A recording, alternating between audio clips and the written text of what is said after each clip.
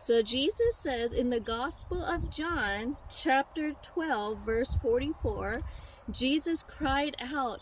Listen to this, guys. He's crying out with all his heart here. Jesus cried out and said, "Whoever believes in me, believes not in me, but in him who sent me. And whoever sees me, sees him who sent me.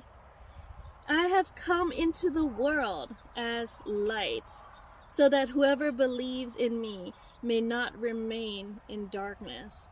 See, there's a lot of people out there. Like, I remember before I knew Jesus, all I knew was darkness. All I knew what it was like to not know what true love is. All I knew was darkness, because that was all I saw. All of my friends were in darkness. All of my family were in darkness. I grew up in darkness. And we would always hear those songs that they're like, "Hello, darkness, my old friend." You know, darkness was all they ever knew. It was all I ever knew until I found Jesus. And I believed in his words, and then light flooded my entire world. All in an instant. Light flooded my room. Light flooded my heart. Light flooded my world.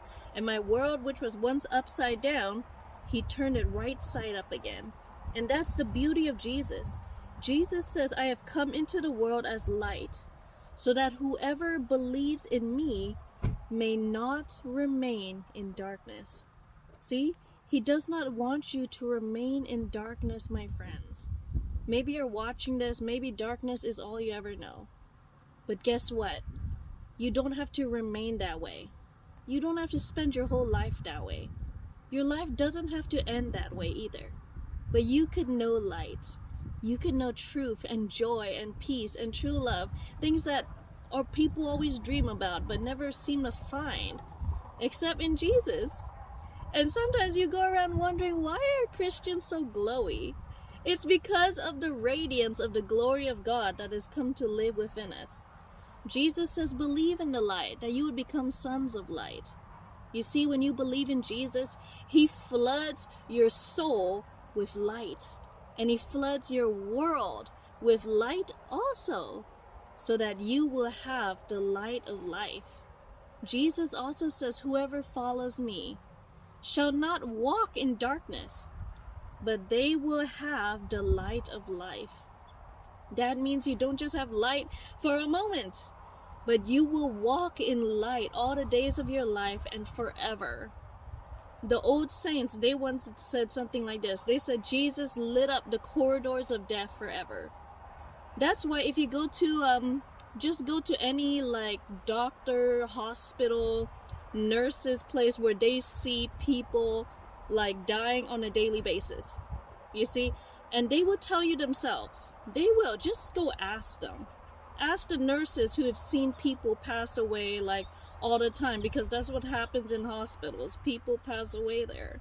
It's like death is like such a really close reality there, an everyday reality to see for a lot of those medical professionals. But if you ask the nurses there, they would tell you that there is a huge difference between someone who dies in the Lord and someone who dies without Jesus. They say that you could research on YouTube yourself or go ask a nurse yourself, but I'm not kidding here. But they say that when someone passes away without Jesus, without knowing God, they feel like their feet are burning. They feel like it's hot. They are crying out and screaming out of terror. They feel terror, sheer terror in their last moments. And then the whole room smells like sulfur. They would smell sulfur.